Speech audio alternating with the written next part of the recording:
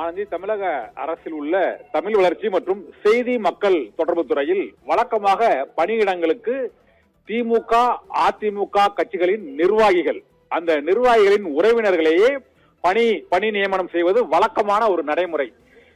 இந்த சூழ்நிலையில் இப்போது 21 புகைப்பட கலைஞர்கள் உள்ளிட்ட 461 பணியிடங்களுக்கு விண்ணப்பிக்கலாம் என்ற அறிவிப்பு தமிழ்நாடு அரசு பணியாளர் தேர்வாணையத்தின் மூலமாக முதன்முறையாக அறிவிக்கப்பட்டிருக்கிறது. இந்த அறிவிப்பின் மூலமாக DIPR என்று அழைக்கக்கூடிய செய்தி மக்கள் தொடர்பு துறையில் மக்கள், பொதுவான நபர்கள், தகுதியுடைய நபர்கள் வேலைக்கு சேரக்கூடிய ஒரு சூழ்நிலை உருவாகி இருக்கிறது.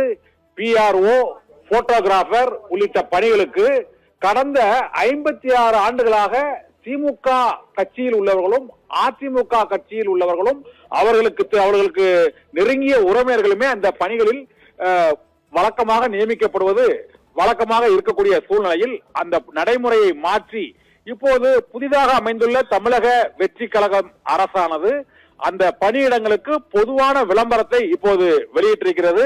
இவ்வாறு வெளியிட்டிருப்பதன் மூலமாக DIPR என்று அழைக்கக்கூடிய செய்தி மக்கள் விளம்பர தொடர்பு துறையில் இப்போது புதிய பணியாளர்கள், தகுதியுடைய பணியாளர்களை நியமிப்பதற்கான வாய்ப்பு ஏற்பட்டிருக்கிறது. இது 56 ஆண்டுகளில் புதிய மாற்றமாக கருதப்படுகிறது.